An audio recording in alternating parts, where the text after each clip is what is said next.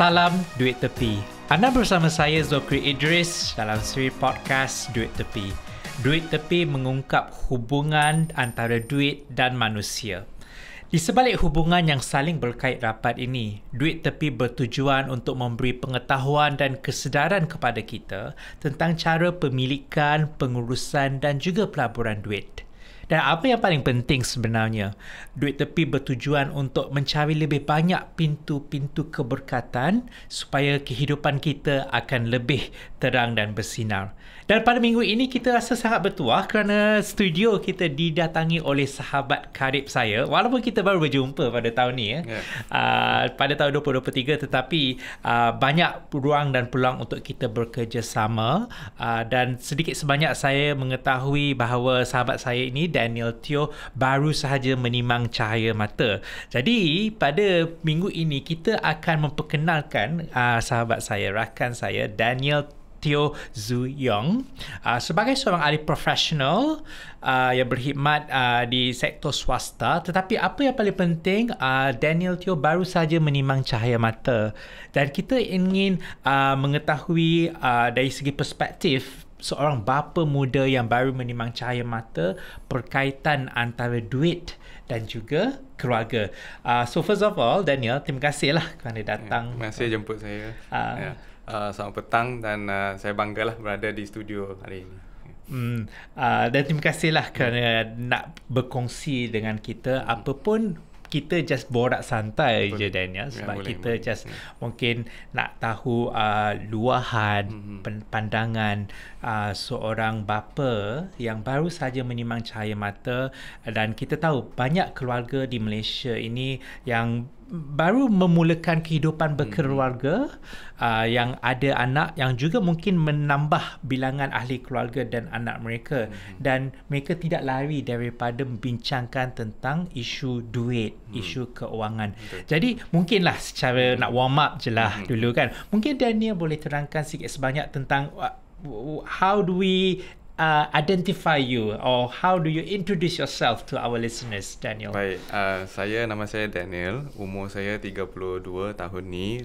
Saya baru dapat anak lebih kurang 3 bulan yang lepas. Saya sebenarnya agak gentar baik dengan isu anak, dengan topik ni, sebab dua-dua pun saya baru. Baik anak pun first time, topik kewangan pun jaranglah nak sentuh kan. Tapi hari ini saya dapat jemputan dari doktor, so saya pun datang. Sebelum berbulan lagi, bila dapat tahu isteri dah hamil dan sebagainya, antara perkara pertama lah yang saya agak gelisah sebenarnya pasal duit. Sebab kalau kita tengok statistik pun sebenarnya keluarga banyak bergaduh, suami isteri bergaduh, malah bercerai pun atas faktor kewangan. Bukan sebab ada pihak ketiga lah apa, semua tu, yang tu tak adalah penting sangat sebenarnya berbanding faktor kewangan.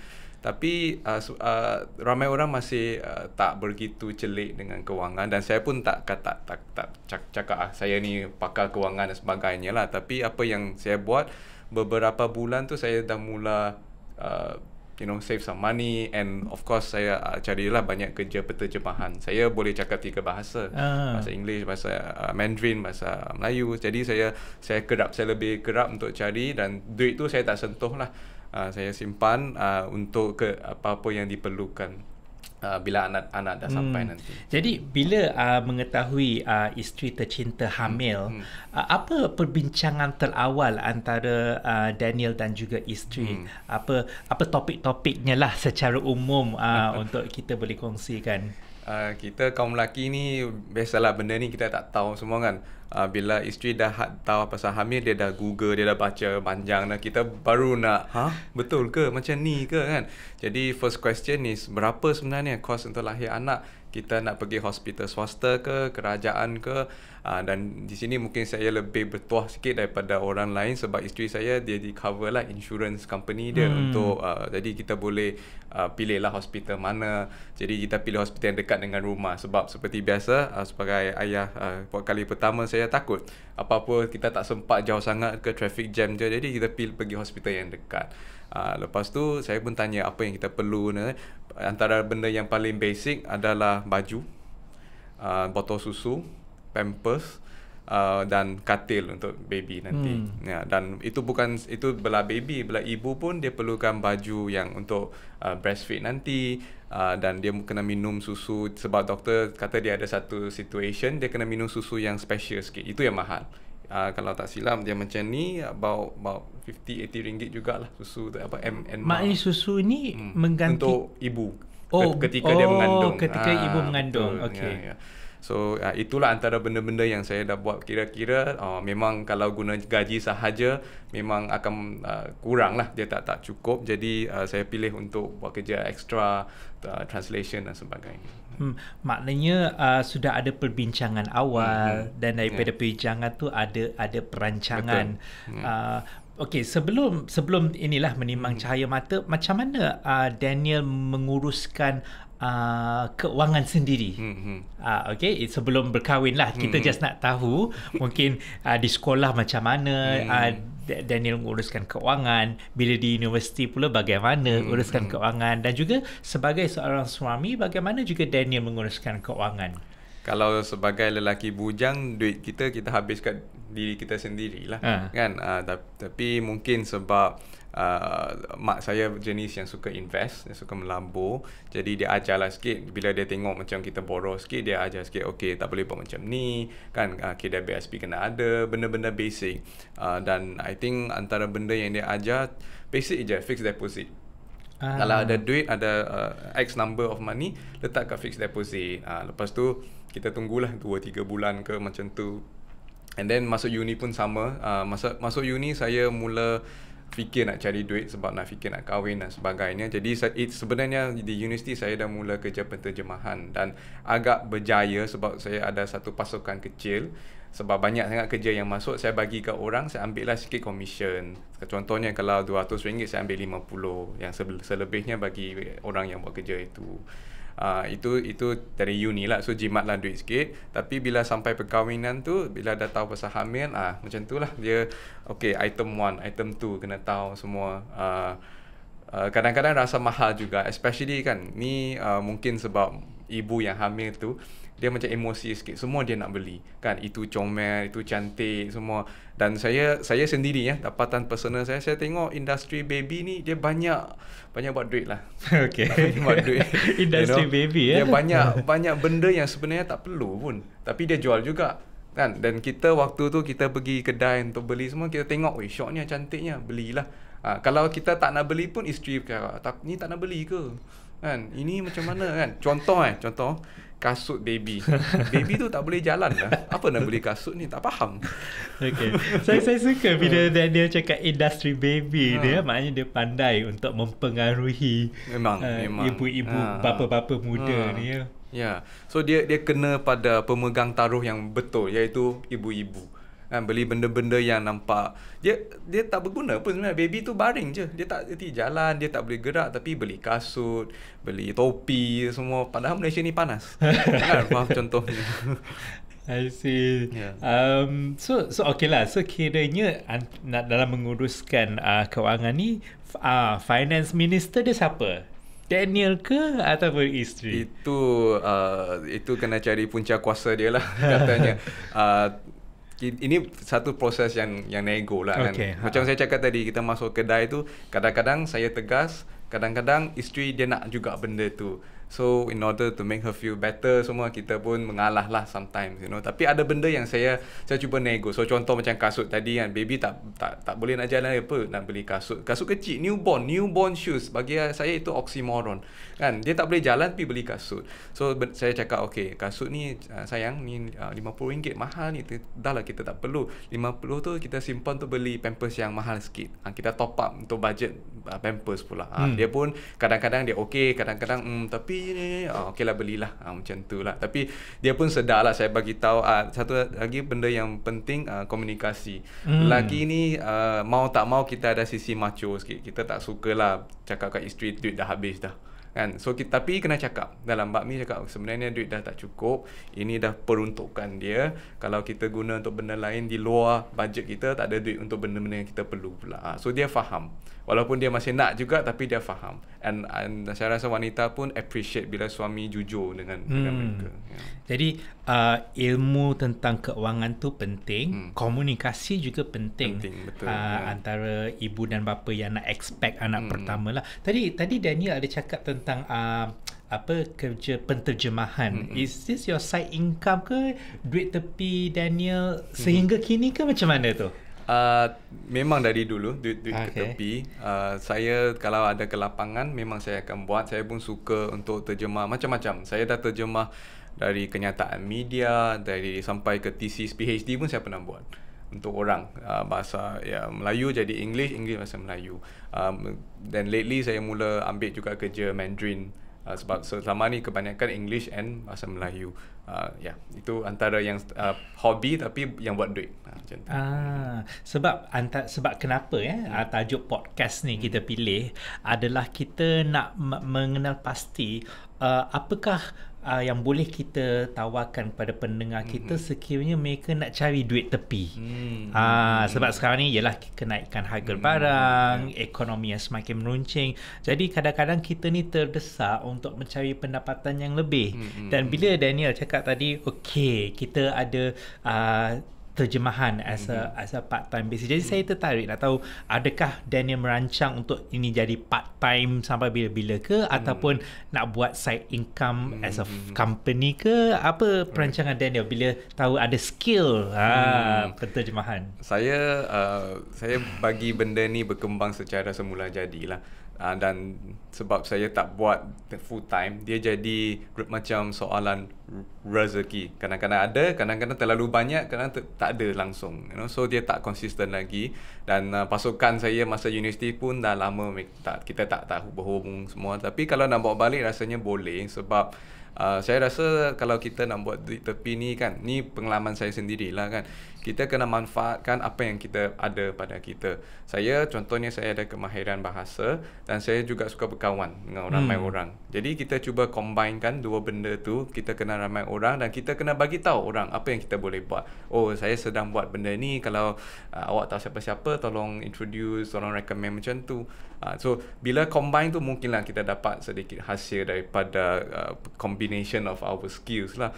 Cumanya dia juga satu privilege, sebab ada orang yang kerja bila dah penat, takkan nak suruh balik dia nak buat lagi, so itu pun saya pun sendiri pun rasa macam tu. Kadang-kadang after a long day, bila dah sampai rumah, ada orang WhatsApp, ni boleh siap ke esok dan sebagainya. Dia bagi harga yang agak okey pula. So mau tak mau, lepas mandi makan semua kena buat. Tapi kadang-kadang menolak juga sebab demi nak mental space dan sebagainya. So dia tengoklah keadaan semasa juga. Jadi kita kena kenal pastilah kemahiran kita dan sebagainya.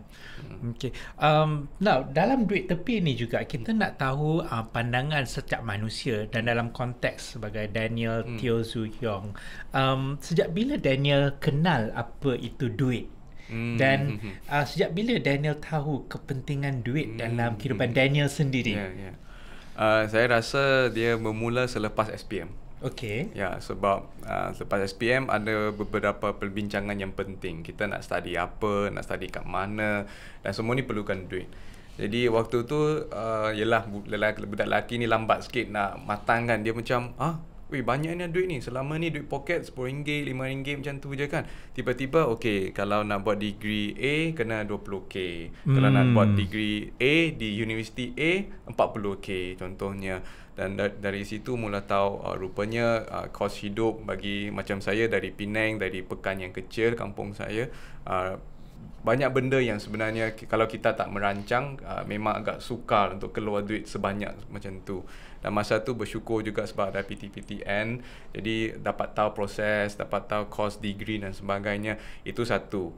Bila sampai ke Pulau Pinang, pulau yang tu untuk study, kena sewa tempat pula. Sewa macam tu, setiap bulan kena macam ni. So masa tu lah saya mula macam takkan semua nak harap kat ibu bapa kan, especially kalau keluarga saya, keluarga Cina yang agak traditional, dia kalau boleh anak lelaki jangan minta duit after 21 years old. Kalau boleh kan? Untuk ini tradisi keluarga ataupun tradisi masyarakat Cina? Saya rasa Amir? ramai akan setuju walaupun mereka mungkin tak amalkan. Okey. Mak ayah kalau boleh nak tengok anak kita berberdikari, boleh buat duit sendiri, bukan sebab kita tak nak kita kedekut dan sebagainya, tapi kita nak anak kita ada peluang untuk keluar ke dunia, untuk buat duit sendiri, baru dia faham nilai mata wang duit itu yang kita selama ni duk melaburkan dia. I see. So daripada zaman universiti lah sudah mula cari macam duit tepi, income jobs dan sebagainya. Okay, just soalan teka-teki secara random lah antara nak cari duit dan juga nak uruskan duit, bagi Daniel lah, mana yang lebih susah? Dia susah kalau cari duit pun bukan senang. Okay. Tapi dia bergantung, saya rasa bergantung pada jumlah lah juga. Ada orang kebetulan kemahiran dia dituntut pasaran. Jadi kemahiran dia tu datangkan banyak duit. Tapi dia tak ada ilmu untuk menguruskan, duit banyak pun habis banyak juga. You know, so bagi saya mungkin bagi kebanyakan orang is the first one lah kot cari duit. Kan cari ilmu mengurus wang, kena ada wang dulu baru boleh mengurus. Right. So kita kena cari tu lebih susah lah daripada menguruskan duit. Dan step by step lah kan. Dan step by step lah. Okay, kalau now cari lebih tinggi. Okay, antara cari dan juga melabur, adakah cari masih lagi susah ataupun melabur lagi susah, assuming kita menganggarkan kita dah ada duit, X amount of money yang lepas dah tolak perbelanjaan, kita boleh pula melabur. So adakah Daniel masih berpandangan mencari itu lebih susah ataupun sudah melabur? Saya rasa bagi seorang yang latar belakang macam saya, family yang biasa saja dari kampung dan sebagainya, melabur tu sesuatu yang kebanyakan kita tak ada idea pun. Jadi itu yang paling susah. Macam mana kita nak buat sesuatu yang kita tak pernah fikir pun, tak pernah terlintas pun. You know, so that's why saya sebut tadi, bila mak saya cakap pasal fixed deposit ni, saya ambil masa untuk saya nak faham kenapa kita letak duit kat situ, 2 bulan nanti dia bagi balik duit tu dengan sedikit faedah macam tu. Kenapa dia bagi macam tu? You know, so benda-benda ni yang sampai sekarang pun saya belajar lagi, especially dengan duit-duit yang cara duit digunakan di sistem moden dan sebagainya, capitalism dan all these things. Jadi melabur tu lah yang susah sebab dia ada risiko juga. Saya rasa kita pun biasa dengan money game, scam dan sebagainya, yang sebenarnya sangat appealing, sangat menarik bagi orang yang dia dari family yang biasa, dia nak cari duit lagi banyak. Bukan, saya tak rasa itu isu dan tamak, sebab mungkin dia perlukan duit tu. Maknanya sebab bila kita terdesak, bila kita terdesak, kita ambil jalan pintas, jalan mudah tanpa ilmu, terjebak dengan scam ataupun penipuan sebeginilah. Dia terdesak tu mungkin sebab permintaan perniagaan, dia kena invest the money into the business and all that. Tapi saya rasa orang biasa pun boleh terjebak juga. Orang yang malah orang yang bersara semua pun boleh terjebak, bukan sebab terdesak sangat, tapi dia bercita-cita, dia nak hidup dia lagi senang, dan mungkin duit tu dia nak bagi keluarga, dia nak bagi mak ayah. Jadi dia dah kumpul, contohnya dia dapat kerja terjemahan beberapa bulan, dapat 5k contohnya, dia letaklah dalam money game yang katanya akan bagi sebulan 800 ke apa, rasa hilang duit tu. Itu sangat terlalu biasalah berlaku, dan saya sedih setengah sebab saya tahu mereka ni lebih kurang latar belakang dari macam saya juga. Maksudnya mereka ni golongan muda yang nak tambahkan pulangan. Jadi mungkin mereka ada kemahiran untuk cari X number of money, tapi melabur tu sebenarnya perlukan ilmu. You have to know about the risk. Kenapa tahu pasal peraturan kerajaan, apa yang dibenarkan, apa yang haram dan sebagainya. Itu banyaklah. Dan kalau orang Islam pula kena tahu pasal syariah compliant. Dia banyak sebenarnya. Dan bagi keluarga biasa sebenarnya jaranglah kita nak cakap pasal duit di meja makan atau sebelum tidur ke, cakap dengan mak ayah, duit ni kita nak letak ni, macam ni. Jaranglah. Tapi saya perasan orang kawan-kawan yang dari latar belakang yang okey sikit, benda ni biasa bagi mereka, it's natural. Dia tahu duit nak letak kat mana, malah mungkin awal-awal dia dah letak dah. So bila dia dah masuk ke alam kerja, dia ada bank dia dah ada duit dia, so dia cukup confident untuk keluar. Tapi bagi macam saya tak macam tu, dia benda baru sebenarnya. Benda baru yang masih dalam proses lah. Dan semua ni adalah salah satu aspeknya ilmu pengetahuan dalam pelaburan duit kewangan. Okey, tapi tadi kita dah bincangkan perbincangan dan kebimbangan Daniel dan pasangan bila tahu isteri mengamil. Sekarang ni alhamdulillah sudah dikurniakan cahaya mata, tahniah. Jadi sekarang ni topik perbincangannya topik yang macam mana pula antara dengan isteri? Rumah pengasuh. Kita sebab 3 bulan dah habis dah cuti persalinan untuk isteri. Jadi I think bila masuk bulan kedua dah start dah kita nak hantar pergi mana, dan media sosial pun kelakar juga. Waktu ni lah juga dia mula keluar video-video penderaan anak-anak di rumah pengasuh pukul anak lah atau campak ke apa-apa. Dia mula menyerang emosi kita pula kan, sebab kita pun baru dan sebagainya. Jadi itu satu pengasuhan setiap bulan kena bayar, mau tak mau kena bayar. Dan bila kita hantar ke rumah pengasuh juga kita kena belikan barang-barang untuk dia menjaga anak kita, baju, pampers dan sebagainya. Sebab rumah pengasuh tak akan bagi. Ni semua ni baru. Mungkin ramai orang dah ni kita dah tahu dah, saya tak tahu. Saya ingat hantar pergi rumah pengasuh dia akan bagi. Salah lah saya kan, dia tak ada macam tu. Itu and then of course kita kena aturkan masa nak hantar, nak jemput balik ke rumah. Semua ni pun melibatkan coordination lah antara isteri dan saya juga. Dari segi logistik betul. Dan sebagainya. Okeylah, secara kasarnya lah kan, dengan perbincangan bersama isteri, contohnya lah kita ada X amount of money dalam sebulan ni. Saya pasti mungkin akan ada yang kita letak untuk perbelanjaan rumah. Mungkin kita letak untuk perbelanjaan diri sendiri. Kalau kita mampu untuk perbelanjaan orang tua. Untuk anak, mungkin yelah pengasuh dah take peratusan yang lebih tinggi. Tetapi ada juga untuk kita letak pendidikan anak. Kan kalau saya tak tahu sama ada Daniel dan isteri sudah berfikir-fikir ataupun sudah berbincang kan tentang pendidikan anak? Ada. Kita selain kita cakap pasal nak hantar anak ke sekolah jenis apa, antaranya yang kita pernah bincang is SSPN lah. Yang SSPN, sebab kalau tak silap saya, masa saya kecil pun mak ayah saya juga melabur dan SSPN. Tapi baru-baru ni SSPN dah tak boleh dah nak claim cukai at least 2 years later ke macam mana. Jadi itu pun kita fikir mana kita nak letak savings kita untuk pendidikan anak dan sebagainya. Dan perbincangan tu masih berlaku, tak ada kata putus lagi. Perbincangan tu masih berlaku. Tak ada kata putus, dan semoga kita dapatlah kata putus yang dipersetujui semua. I see. Jadi kalau macam kalau dari segi kasarnya kan, macam mana 10% kepada Daniel ke 10% ataupun 50% pada anak, in a rough estimation lah. Right. Saya sebenarnya kalau boleh sebanyak yang mungkin lah kan, tapi kadang-kadang kita sebanyak yang mungkin pada siapa? Daripada gaji kita nak letak, dan 10%, kalau boleh 50% kan, kurangkan kita pun tak apa. Yang penting untuk anak kan. Tapi kadang-kadang ada beberapa belanjaan yang tak boleh dielakkan. So setakat ni masih okey lagi, tapi kita boleh jangka masa depan ada kos yang tidak dijangka, seperti even accident contohnya, benda-benda yang kita kena bayar.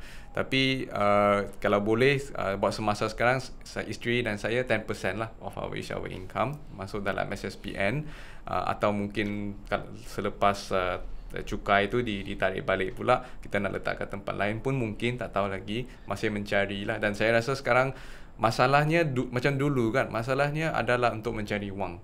Sebab kaedah dah ada dah. Hari ini mungkin masalah yang baru pula, kaedah terlalu banyak sampai kita tak tahu nak pilih yang mana.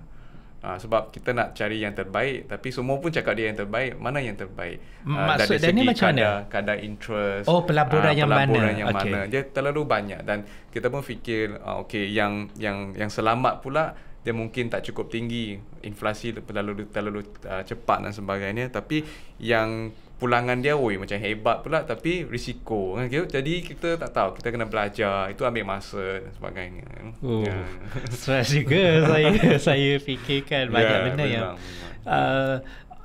pada pandangan peribadi lah ya, Daniel rasa adakah perancangan keluarga itu perlu dalam mengambil kira faktor-faktor luaran lah, seperti ekonomi yang semakin mencabar, harga barang semakin meningkat.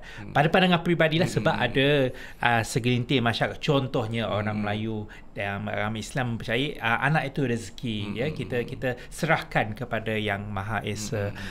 Pada pandangan peribadi, adakah Daniel percaya kepada perancangan keluarga, dan apakah faktor-faktor yang menyebabkan Daniel dan juga keluarga berpandangan sedemikian?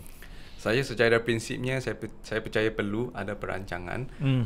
Walaupun anak pertama ni pun bukan dalam perancangan lagi, tapi kan dia dah hamil lah macam tu kan. Tapi saya rasa kena ada sikitlah perancangan. Saya lihat mungkin ada sesetengah orang dia bersikap, especially lelaki lah, dia bersikap lepas tangan. Yang cakap benda ni rezeki semua ni kadang lelaki, sebab bukan dia yang jaga. Dia kerja je buat anak je, bukan jaga anak kan. Itu satu. Keduanya saya rasa on one other hand, betul. Dulu saya tak berapa percaya dengan rezeki semua ni. Tapi saya notice bila saya dapat anak tu, tiba-tiba ramai pula cari, nak buat ni lah. Saya baru dapat kerja menterjemah satu filem buatan Malaysia yang akan keluar bulan depan atau September, yang bayar agak okey kan. Dan sebelum ni saya tak pernah buat, tapi tiba-tiba dia approach. Saya pun tak tahu dari mana dia dapat nombor saya. So saya percaya. Saya tak boleh tak percaya dapat rezeki itu. Tapi kalau nak harapkan benda itu sahaja, itu agak reckless lah, agak tak bertanggungjawab lah kan. Jadi itu satu. Tapi yang mungkin cakap pasal emosi sikit, bila lahir anak, dan kalau kita menyambut anak tu dengan rasa bertanggungjawab dan sedang bersyukur, saya rasa dia akan ada perubahan pada diri seorang suami dan ayah.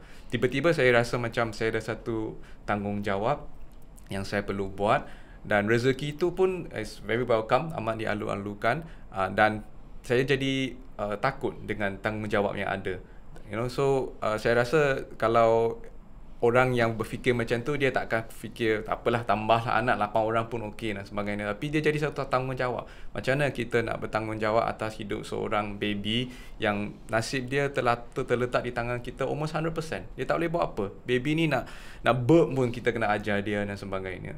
So apa peranan kita? Adakah ada untuk menambah beban pada isteri, kita berlepas tangan, atau kita nak buat perancangan yang terbaik?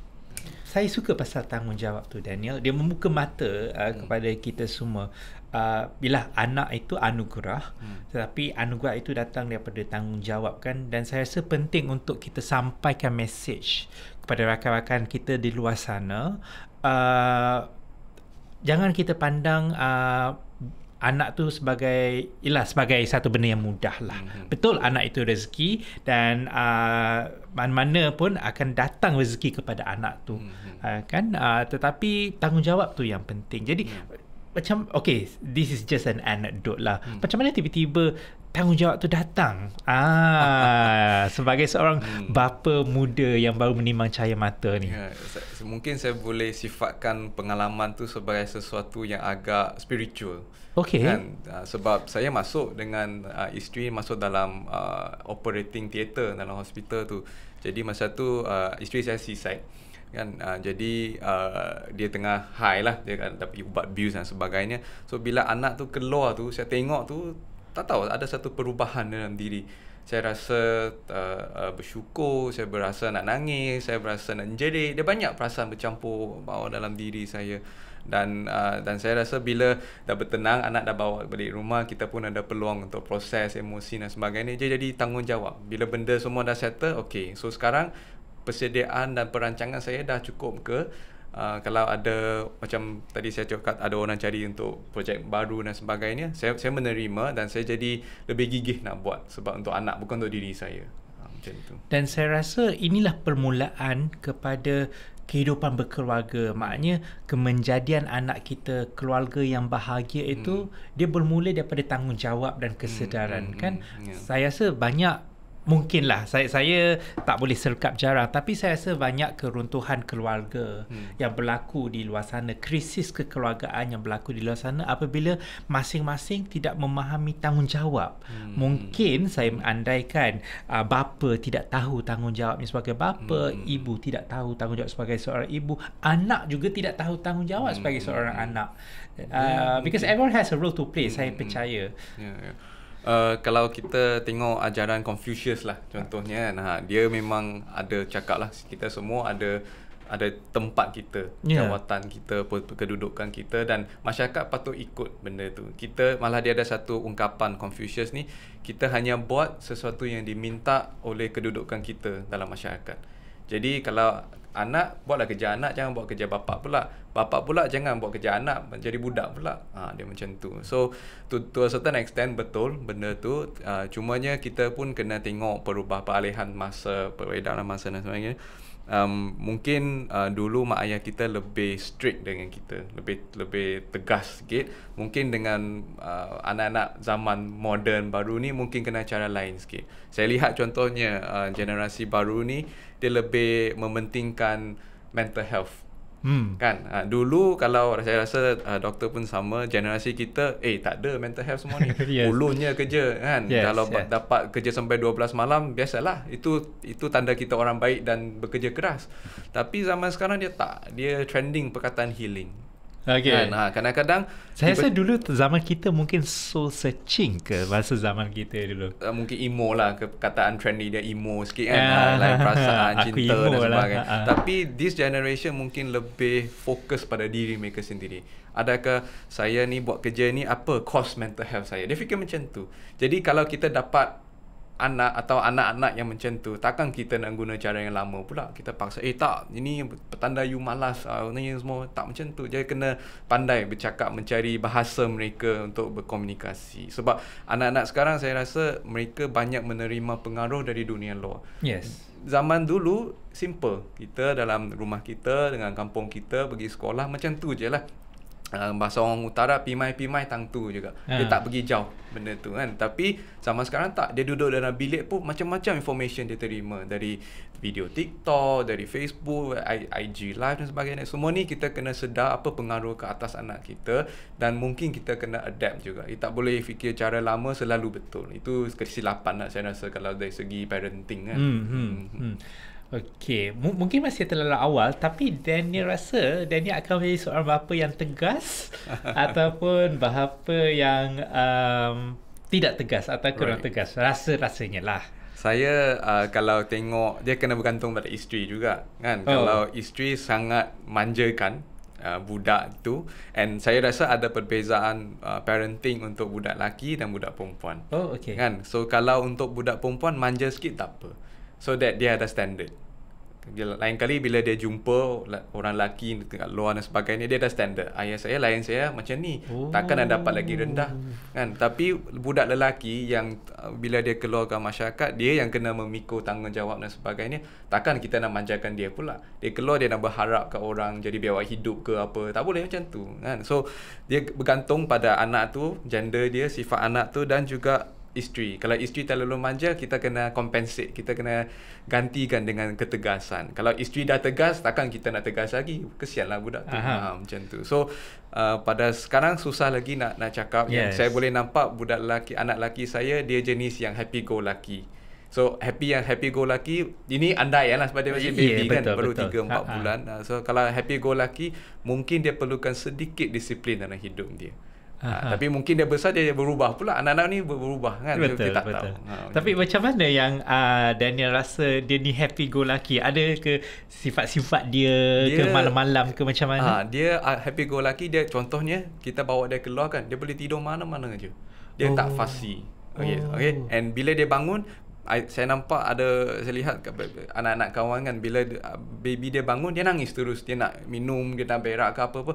Anak saya dia bangun, dia tengok dulu. Kadang-kadang dia tengok benda dia suka, dia senyum dulu, baru dia minta apa yang dia nak. So jenis orang yang dia letakkan mana, campakkan mana, dia boleh hidup. Tapi dia ada permintaan dia juga. So I think that's a good balance for now. Yes. Maknanya kurang ragam sikit kurang lah ragam dalam nangis pun kurang sebenarnya. It's a reasonable baby lah. Boleh bawa bincang lah. Bagus, itu juga antara rezeki lah. Maknanya dalam 6 bulan pertama tu anak kurang ragam, ibu bapa ada masa yang lebih sesuai untuk anak. Okey, jadi saya rasa itu satu ilmu daripada perbincangan duit tepi dah masuk ilmu parenting pula dengan sahabat saya. That's why saya suka bawa Daniel ni pada bincang-bincang begini. Okey, daripada satu soalan yang mudah juga, rasanya kan sekarang ni kita tak boleh lari daripada gadget kan. Walaupun masih terlalu awal, apa pendirian sebagai seorang bapa tentang pendedahan kepada gadget kepada anak-anak ni, bila umur berapa dan sebagainya? Gadget ni menarik sebab bila isteri hantar link kan, suruh baca pasal anak semua, dia ada sekarang dah muncul ada segmen, dan mungkin benda ni dah lama, dia muncul satu segmen. So contoh semalam isteri share satu website, suruh baca perkembangan dalam baby 4 bulan, umur 4 bulan. Ada satu segmen, should you give your phone to your child? Yes. 4 bulan, saya terkejut. Rupanya 4 bulan orang dah fikir nak biasakan anak dengan gadget dan sebagainya. So tapi benda ni saya dengan isteri agak sekufu. Mungkin tunggu dia setahun dulu kot, sebab masih kecil lagi. Kita nak dia tengok pokok, tengok daun, tengok buku, tengok wajah manusia. So tapi kadang-kadang kita pun tak cukup disiplin. So contohnya tangan kiri pegang anak, tangan kanan tengok phone, tiba-tiba dia tengok, dia pun tengok phone. Campak phone tu tak nak macam tu. Dia cukup celik lah dengan environment dia. Jadi itu yang kita cuba nak praktikkan, tapi dapat ke tak, yang tu hanya Tuhan boleh tahu lah. Yalah. Dan dialah parenting ni dia satu kemahiran. Dia bukan tak ada right and no. Even saya hari tu ada baca satu posting kat Facebook yang agak viral, di mana ibu ni berkongsi lah pengalaman dia. Dia selalu guna iPad untuk menenangkan baby dia, anak dia yang berumur setahun lebih macam tu. Dan dia, cerita pendek dia, last anak tu develop satu simptom terlalu bergantung pada iPad tu sampai kena pergi PPUM. Dan dalam posting tu juga, PPUM ada satu department di mana budak-budak yang terlalu reliant pada gadget ni, terlalu bergantung pada gadget ni, kena dapat rawatan medikal. Dan antara simptomnya yang agak menakutkan, baby tu dia banyak tengok YouTube, di Cocomelon lah apa semua tu. Dia boleh cakap bahasa orang putih, bahasa apa-apalah, malah ada slang dia orang putih dia, tapi emotional regulation dia teruk. Sebab dia dengan device, dia tak dengan manusia. So kalau iPad tu habis bateri, dia ambil iPad tu, dia pecahkan terus. Dia nak tengok sekarang juga kenapa tak ada semua. Dia macam not imbalance punya perkembangan. You know, IQ dah tinggi dah, EQ tak ada. Itu masalah tu. So sampai kena pergi hospital. You know, so saya baca tu, isteri yang share juga benda tu. Dia share, dia hantar, kita baca, okey, kita tak nak benda macam ni, kita kena so agak sekufu lah dalam perkara ni. I see. Okey, berbalik kepada perbincangan podcast Duit Tepi kita. Mungkin apa yang Daniel boleh kongsikan dengan keluarga yang baru menimang cahaya mata ketika ini, dari aspek kalau mereka ni duit tak cukup, you know, kesempitan hidup, apa mungkin dan Daniel boleh cadangkan. Saya tahu situasi berbeza antara keluarga dengan keluarga yang lain, tapi mungkin kita boleh cambahkan sedikit idea supaya mereka di luar sana ada a little bit of enlightenment lah, untuk mereka berbuat sesuatu. Kalau boleh buat kerja sampingan seawal mungkin. Kalau boleh cari juga pasangan hidup yang sekufu dalam bab pengurusan kewangan. Sebab kadang-kadang suami yang cari duit, isteri yang habis duit. Kadang-kadang isteri yang cari duit, suami yang habiskan duit. So benda ni kena sekufu. Bila dating, bila dah nak kahwin dan sebagainya, talk about money as early as possible. Jangan elakkan topik tu sebab duit ni tak sedap, tak manis dibincang dan sebagainya. Saya rasa itu penting. You know, yalah, dua tu lah petua yang saya rasa agak penting. Saya nak yang last tu. Ya, maknanya jangan jadikan duit ini perkara yang sensitif walaupun dalam perhubungan. I mean, everything is not about money. Bukan semuanya berdasarkan, but money is everything sometimes in our life, dan saya rasa penting untuk kita keluarkan daripada pemikiran kita bahawa kita tak boleh bawa duit dalam walaupun hubungan sesama manusia. That is something intriguing and new to me, something revolutionary to our listeners out there. Ya, mungkin tapi benda ni akan ambil masa lah, doktor. Saya rasa mungkin 1000 tahun kemudian dalam satu perbualan antara seorang lelaki dan perempuan bila mereka dating, mungkin in the 5th or 4th dating keluar tu, duduk bincang pasal perkahwinan, salah satu topik adalah jadi apa sikap awak terhadap kewangan awak, jenis yang melabur ke? Mungkin 1000 tahun kemudian kita boleh bercakap secara jujur dan secara tanpa prejudis pasal benda ni lah kot. Mungkin buat masa sekarang kita cuba buka lah sikit-sikit, awak kerja macam mana, duit tu awak spend kat mana, mungkin lah boleh testing sikit partner tu macam mana, baik lelaki ke perempuan. Dan bila orang tanya soalan macam tu, janganlah melenting pula, jangan sensitif, kita berlapang dada untuk berbincang. Ya, saya berpandangan bahawa itu adalah satu idea yang revolutionary, satu di luar amalan kebiasaan, tetapi sudah menjadi satu keutamaan. Kerana kita tahu kan ekonomi yang tidak semakin menentu, perbelanjaan semakin meningkat, resources ataupun sumber kita mungkin semakin meruncing dan semakin mengecil. Jadi saya rasa tidak salah untuk kita letakkan equation perbincangan keuangan dalam hubungan kita, tapi dia juga boleh kita lihat sebagai mematangkan perhubungan itu. Is how macam mana kita navigate lah, kita navigasi sesuatu perhubungan. Malah boleh cakap kalau kita tak bincang pasal duit waktu awal perhubungan, perkahwinan nanti kita akan bergaduh pasal duit pula. Yes, daripada kita bergaduh ataupun berbalah dan berdebat, baik kita berbincang daripada awal. Okey, dan kita sudah menghampiri ke antara minit-minit yang terakhir lah. Saya banyak belajar daripada Daniel sebagai seorang bapa muda yang baru menerima cahaya mata. Tapi pemikiran Daniel ni dah macam ada 5 orang anak. Nak berapa anak sebenarnya sekarang? Yang tu tak ada rancangan lagi. Okey, jadi banyak yang kita belajar daripada sahabat saya, dan saya harap pendengar juga banyak belajar lah idea-idea yang baru. Kita fikirkan bersama. Ini adalah perspektif Daniel secara peribadi dan juga perspektif kami sebagai dalam podcast ini. Ada banyak orang, ada banyak perspektif yang lain. Cumanya di akhirnya mungkin Daniel ada takeaways ke untuk pendengar sana, mungkin 1 atau 2 point yang Daniel nak sekali lagi utarakan kepada mereka sebelum kita menutup siri podcast Duit Tepi bersama Daniel. Macam kita sebut pada awal podcast ni, statistik penceraian atau penceraian antara keluarga semua ni sebenarnya kewangan. I think over 60%, doktor. Bukan sebab pihak ketiga dan sebagainya. Jadi benda ni wajar diberi lebih banyak perhatian lah.